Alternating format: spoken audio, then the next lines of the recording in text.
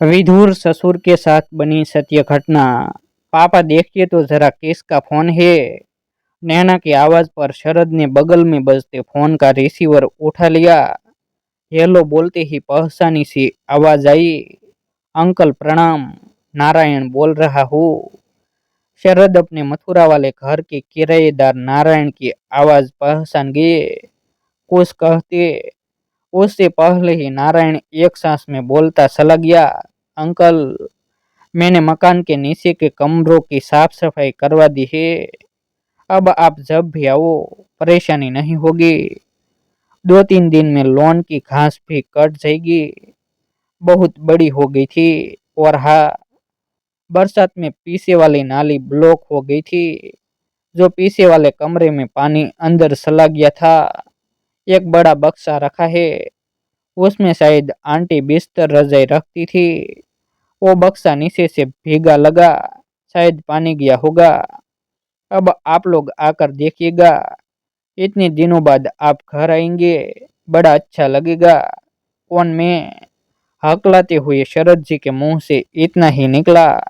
कुछ समझते उससे पहले ही नैना ने फोन का रिसीवर उनके हाथ से ले लिया। शरद जी इत्मीनान से बात करती बहू नैना को देखते रहे। वो धीमे शब्दों में फुसफुसाती हुई बोल रही थी, पर कुछ अस्फुट शब्द कानों में पड़ गए। अब तुम फोन मेरे मोबाइल पर करना। वहां का इंतजाम बढ़िया रखना। पापा आ रहे हैं। कोई दिक्कत नहीं होनी चाहिए। शरद जी को मानो सांप सूंघ गया। उनके घर की साफ सफाई हो रही है, यानी उनका दाना पानी यहाँ से उठ गया है। 10 महीने पहले वो पत्नी शिखा के देहांत के बाद उस सोने घर को किराएदार नारायण के भरोसे छोड़कर अपने बेटे शौर्य के यहाँ आगरा आ गए, पर रम नहीं पाए। 10 महीने बाद भी पत्नी वियोग से उबर कर एक नई जगह पर स्थापित होना उनके लिए मुश्किल साबित हो रहा था। पर यहाँ रहना इतना भी मुश्किल नहीं था कि वो पुराने घर में जाने की बात सोचे, जिसमें शिखा की यादों के साथ अकेलेपन की टीस और वीरानी थी। लेकिन उनकी यात्रा का बाकायदा इंतजाम करवाया जा रहा है और उन्हें खबर तक नहीं है। यह जानकर वे बेचैन हो उठे थे। नैना ने रिसीवर रख दिया तो शरद जी ने प्रश्नवाचक नजरें उस पर टिका दी, पर वो बिना कुछ कहे वहां से चली गई। शरद जी सोच में डूब गई कि अब उन्हें अपने पुराने घर में रहना होगा। कैसे रह पाएंगे वो अकेले? कैसा लगेगा बिना पत्नी के उस घर में जीवन यापन करना? यहाँ कम से कम बेटे बहू के होते हुए हर प्रकार की चिंता से तो मुक्त थे। पर उन्होंने इसे अपना घर माना भी कब था? इसलिए शायद बेटे ने उन्हें घर भेजने का इंतजाम कर दिया है। मुखर्जी साहब का कहा सच हो गया।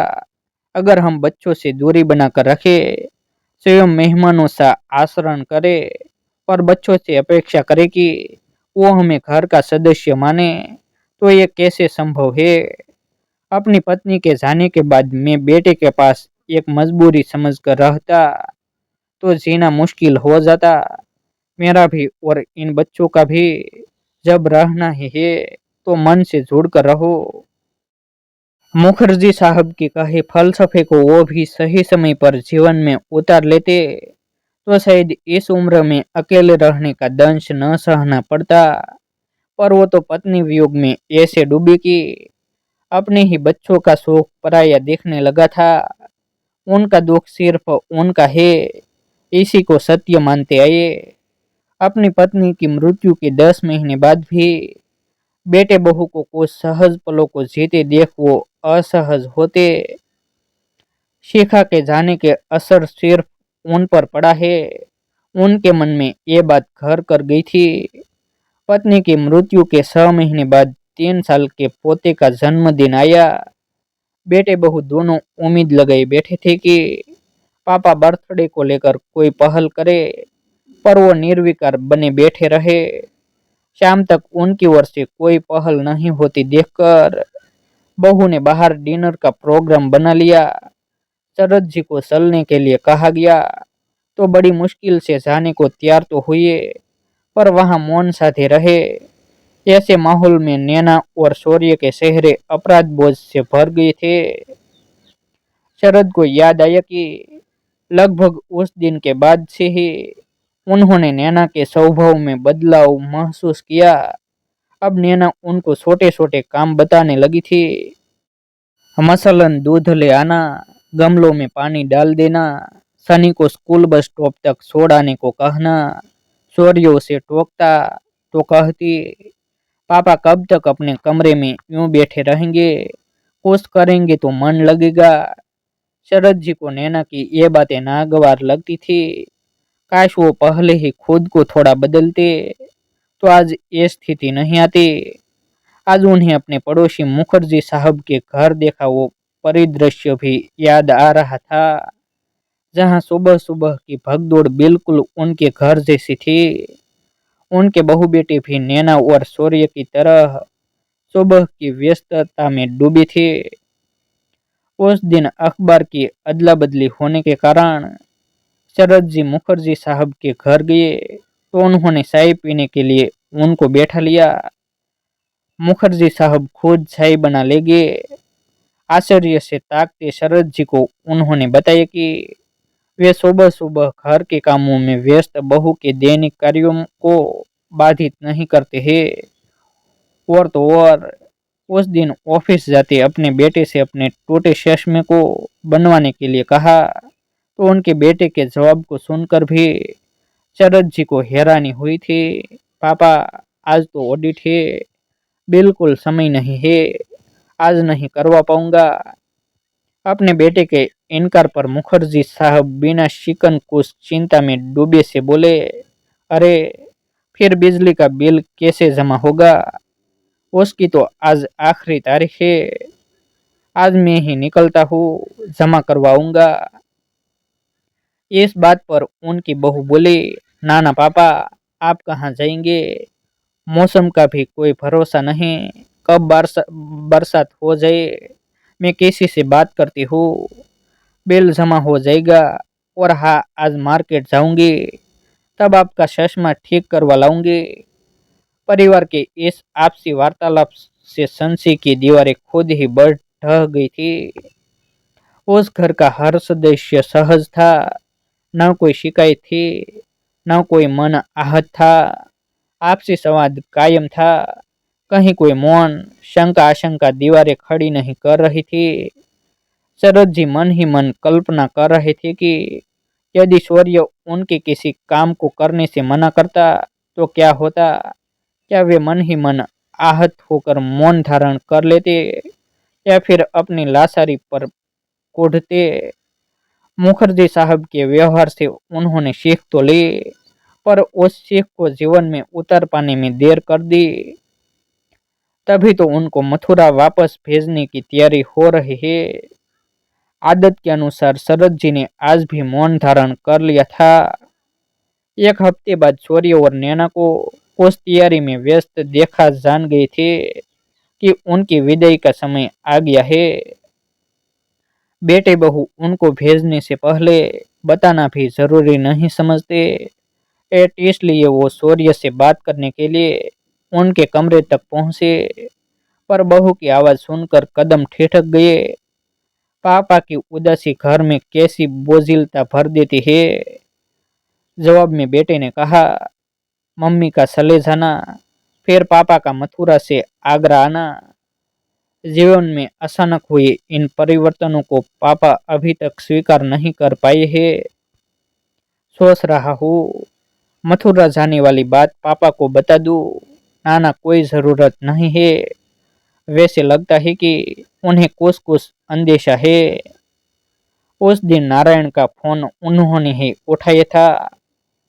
बेटे बहू की आपसी वार्तालाप को सुन वो बिना कुछ कहे वापस लौट आए।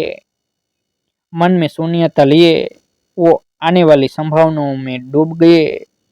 दुख का सैलाब मन डुबोने लगा।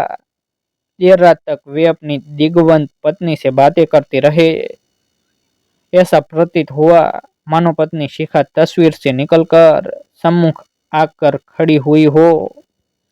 शरद जी सिसकी लेकर बोले, तुम क्यों चली गई? ऐसे तो 2 दिन के लिए भी कहीं जाना होता तो 10 इंतजाम करके जाती थी। हमेशा के लिए जाते समय मेरा ख्याल नहीं आया। लगा शिखा जी उनके हाथ को सहलाकर बोल रही है, सुनो, तुम शौर्य के साथ ही रहना, सुन रहे हो ना? शरद जी पत्नी से कुछ कहना चाहते थे पर आवाज फंस गई। वे बोल रहे थे पर शब्द मुंह से नहीं निकले। क्या हुआ पापा, कोई बुरा सपना देखा क्या? शौर्य उनको हिलाते हुए कह रहा था, जल्दी तैयार हो जाइए, कहीं चलना है। कहाँ? शरद जी ने पूछा तो पल भर मौन रहकर शौर्य बोला, आज मथुरा जा रहे हैं। क्यों? अचानक शरद जी के स्वर कोस कातर से लगे तो शौर्य सीधे शब्दों में बोला, आपका मन यहाँ नहीं लगता है। जिस हालत में आप यहाँ आई थे उसमें ऐसा होना कोई आश्चर्य नहीं है। मथुरा में आपको शांति मिलेगी। आशंका से घिरे शरद जी बहू बेटे और पोते के साथ अपने घर मथुरा पहुंचे तो विस्मय हुआ। जिस वीरान घर को वो रोते छोड़कर आए थे उसमें फूलों और आम के पत्तों के बंधनवार लगे हुए थे। पंडित जी को देख वो चौंके। स्वागत करने आए उत्साहित नारायण से पूछा, आज कुछ है क्या? तो शौर्य ने झट से उनके शरण स्पर्श करते हुए कहा, हाँ पापा, आज आपका जन्मदिन है और ये हमारी तरफ से आपको दिया उपहार है, अकेलेपन का। फीकी मुस्कान के साथ शरद जी के मुंह से ये शब्द निकलते उससे पहले ही शिखा की मुस्कुराती तस्वीर ने अपनी ओर ध्यान खींच लिया। नैना उत्साह पूर्वक बोली, पापा, मम्मी जी आपके जन्मदिन पर पूजा रखवाती थी। आपने एक दिन बताया था कि उनकी इच्छा भागवत पाठ करवाने की थी पर बीमारी के चलते नहीं करवा पाई। आज आपके जन्मदिन से भागवत का पाठ का शुभारंभ होगा। अभी मंदिर के लिए निकलना है। फीकी मुस्कान के साथ शरद जी बोले, एक हफ्ते क्या तुम लोग रुकोगे? हाँ पापा। भागवत क्या आप अकेले संभाल पाएंगे? मंदिर में पूजा में रोज ही 3-4 घंटे लगेंगे, रहना तो पड़ेगा। फिर हमारे रहने से आपका मन भी लगा रहेगा। शौर्य की बात पर शरद जी कुछ नहीं बोले। पूजा विधि विधान से आरंभ हो गई थी। भागवत कथा के दौरान शरद जी थक जाते तो नैना उनको घर भेजकर खुद रुक जाती। लौट कर आते तो आश्चर्य होता। शरद जी उनके लिए चाय की व्यवस्था करके रखते। पानी समय से आता था तो वे भर कर रख देते। और तो और सुबह टहलते हुए जाते और दूध सब्जी ले आते। आखिर ये सब बाद में भी तो देखना है।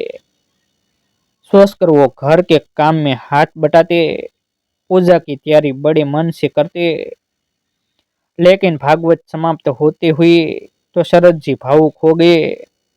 आंखों में आंसू आने से रोक नहीं पाए तो शौर्य उनके कंधे पर हाथ रखकर बोला, पापा, आपका अकेलापन हमसे किसी भी तरह से छिपा नहीं है पर अब आपको खुद को संभालना होगा।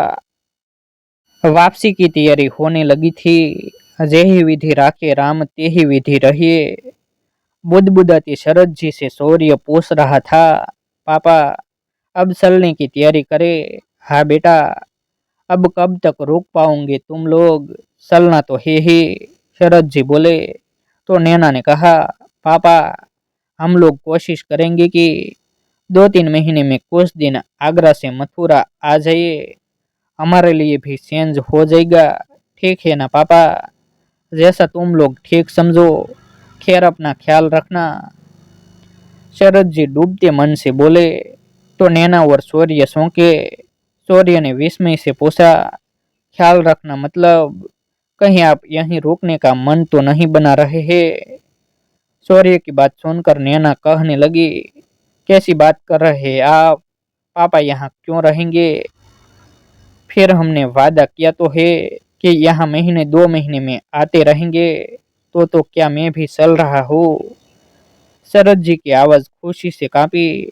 तो नैना अपने सिर पर हाथ रखती हुई बोली, पापा डाउट क्या है इसमें। अब मौन एक दूसरे के मन में हुई गलतफहमी को पढ़ रहे थे। तभी नैना संजीदगी से बोली, पापा जब तक मम्मी आपके साथ थे हमें तसल्ली थी कि एक दूसरे का ख्याल रखने के लिए आप दोनों साथ हैं। लेकिन अब आप अकेले रहने की बात तो हम कभी सोच भी नहीं सकते। मम्मी के जाने का दुख सिर्फ आपको ही नहीं हमें भी है। लेकिन हमें अब आपकी चिंता है। यूं दुखी रहने से आप डिप्रेशन में चले जाएंगे। हमने मम्मी को तो खो दिया पर आपको नहीं खोना चाहते हैं। पापा प्लीज मम्मी की खुशनुमा यादों के सहारे खुश रहने की कोशिश करिए। उन्हें खुशी खुशी याद कर हमारे बीच उनको जिंदा रखिए। एक बात समझ में नहीं आ रही है, ये बात आपके दिमाग में कैसे आई कि हम आपको यहाँ छोड़ जाएंगे। सूर्य अब भी उलझन में था। उसके प्रश्न पर शरद जी कुछ संकोच से बोले, अब क्या कहूँ बेटे, शायद मैं खुद को तुम लोगों के संग छोड़ नहीं पाया। मैं अपने मैं के संग जीता रहा। चलो छोड़ो ये सब, जो हुआ सो हुआ। हम आपके जन्मदिन को खास तरीके से मनाना चाहते थे, जिसके लिए शायद आप राजी ना होते, इसीलिए आपसे साफ बात नहीं कर पाई। नैना के कहते ही शरद पोते के हाथों को स्नेह से थाम कर बोले, चलो चलो अब निकलना भी है, देर करना ठीक नहीं। और नैना बेटी खाने के चक्कर में मत पड़ना, सब कुछ बाहर मिलता है, बाहर ही खा लेंगे। कहते हुए शरद चलने की तैयारी में जुट गए। घर से बाहर जाते समय बैठक में लगी पत्नी की तस्वीर को शरद जी ने निहारा तो नैना ने झट से तस्वीर उठा ली। फिर अपने ससुर को थमाते हुए बोली, पापा मम्मी को साथ लिए चलिए। जब हम सब यहाँ आएंगे तो मम्मी जी को साथ लेते आएंगे। उसकी बात पर जिस तरह से शरद जी के चेहरे पर सुर्खी आई, उसे देख नैना और सूर्य दोनों हंस पड़े। शरद जी ने गाड़ी में बैठकर तस्वीर की ओर देखा तो लगा शिखा मुस्कुराती हुई कह रही है, आज इतने दिनों बाद तुम्हें देखकर अच्छा लग रहा है। मेरे बच्चों का ध्यान रखना, ये मेरी ही तो निशानियां है। पत्नी की बात शरद जी के दिल में उतर गई। धीमे से सबकी नजर बसाकर उन्होंने पत्नी की तस्वीर सीने से लगा ली और मुस्कुरा पड़े। मैं के संकीर्ण दायरे के बाहर की विस्तृत दुनिया देख आज वो खुद को हल्का और प्रसन्न महसूस कर रहे थे। ऐसे ही वीडियो देखने के लिए हमारे YouTube चैनल सब्सक्राइब करें।